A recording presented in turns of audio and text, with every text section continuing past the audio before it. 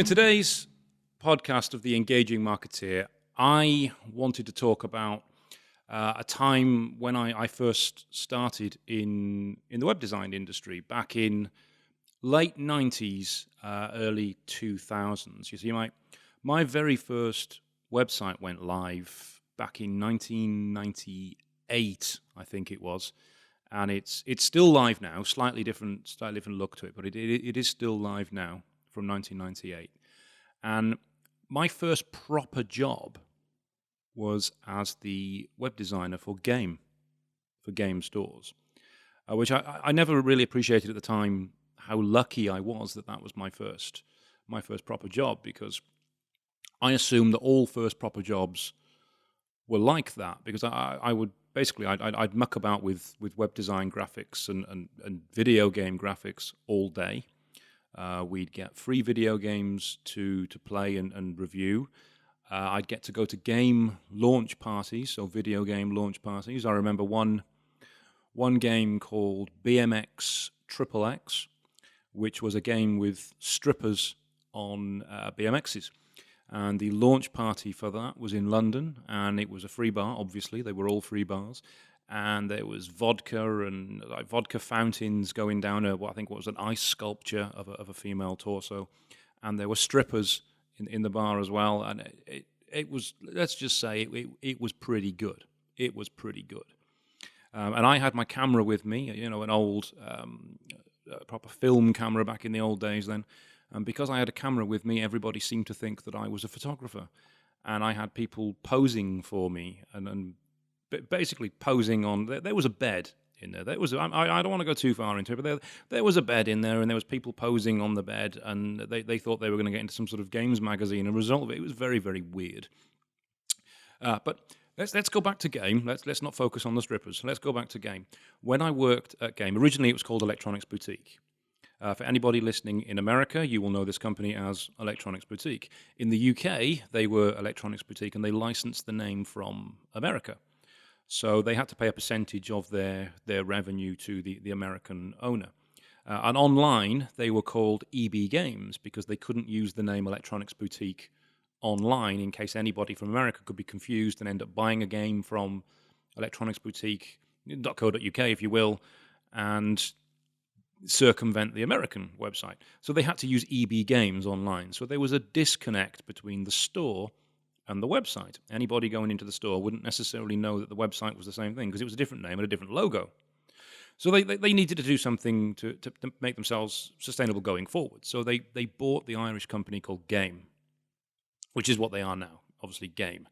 They bought Game from Ireland, and they took over the whole of their stores, and they took over their website. So I was then in charge of the graphics and updating both the Electronics Boutique website and the Game website. Now, because they wanted to keep the brands separate initially, they decided that they wanted the websites to look very different, because Electronics Boutique customers and Game customers, they profiled and decided that they were very different people. Electronics Boutique customers were parents that were buying games for their kids, and they were like the casual gamer, the people who weren't really hardcore into games, they just liked a game occasionally.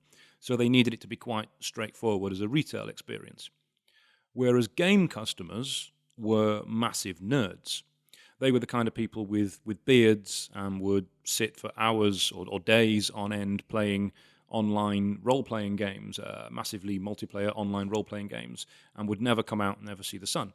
So they wanted the Game website to reflect that, which meant that the Game website was made deliberately different from the Electronics Boutique website.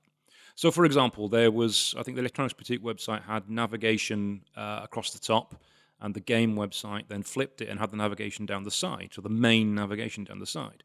The product pages had the pack shot typically on the left, the description on the right, with the price and the buy button on the right. The Game website flipped it.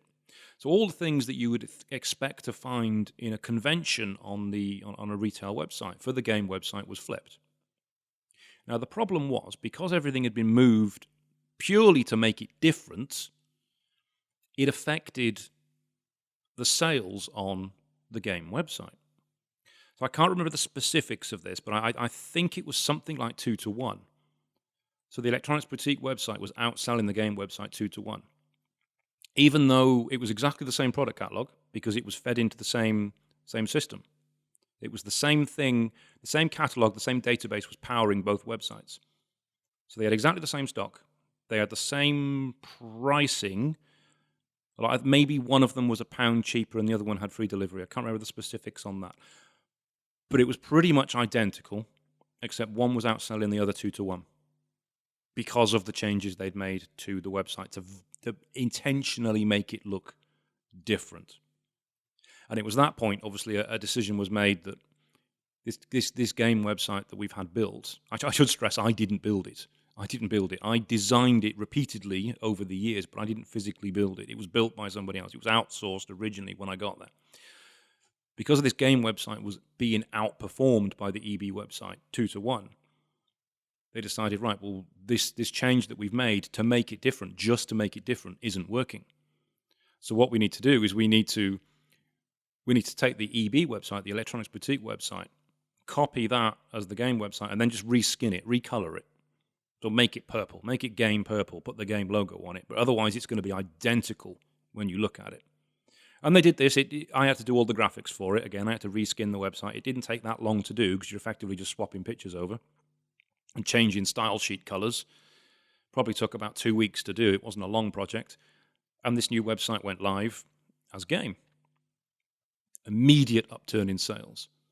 Absolutely immediate upturn in sales, like you wouldn't believe. And the moral of this is quite straightforward. When you're designing a website, when you're building a website, when you're doing anything digital like that, don't make changes to something purely to make it different, purely to stand out, purely to differentiate yourself from your competition. Because there are conventions to websites, certainly e-commerce websites, that have to be the same, that customers expect to see. And if you make things different just for the sake of making something different, just for the sake of being creative, which some web designers will do, you will hinder the performance of the website. And because this was an e-commerce website and it was a high street store, the sales were dramatically different, and it was really easy to tell that there was a problem. With a smaller business, that could have taken years to identify. If they didn't have something else to benchmark it to know where the sales should be, they could have had a real problem and never spotted it. But because it was two high street stores, two competing high street stores, one doing double the sales of the other, even though they were off the same database, they knew there was a problem. And they knew the way we've done this, just to be different, just to make it stand out, isn't working.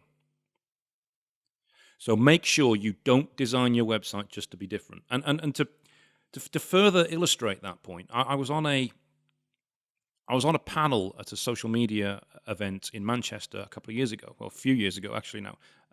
Some of you listening to this may know it. It's called SaaSCon. It doesn't happen anymore, unfortunately. I really miss it. So if anybody's out there who's one of the runners of SaaSCon, please bring it back. It was brilliant. But I was on a panel at SaaSCon, and it was talking about e-commerce websites. We were taking questions from the audience on retail e-commerce websites. And one person in the audience, and I've always remembered this to this day, put his hand up and said how Amazon was an example of really poor design. Really poor design, because it was an ugly website. It didn't fit in with his ideal of what an attractive, nicely designed e-commerce website should look like. And while I can see the point, yes, Amazon isn't the kind of website you would print out, put in a frame and put on the wall and stick it in the Louvre. No, that is not why Amazon was designed. Amazon has not been designed to look nice. It has not been designed to look pretty. Amazon has been designed to do one thing, and that's take shitloads of money from customers. And it is bloody good at that. It is bloody good at that. It is better than pretty much any other website at doing that.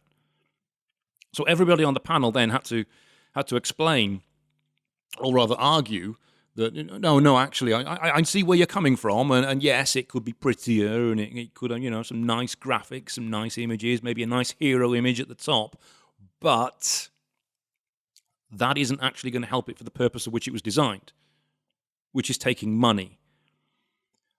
Don't get confused with your website, and this is important to any business listening to this right now.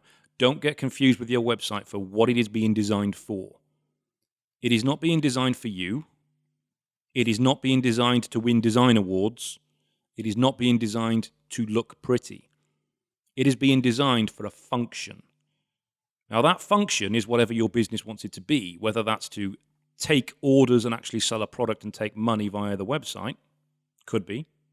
Whether that's to get people to book a call with you, or book a Calendly call, or book an Outlook call with you, Office 365 call, whatever that may be, maybe.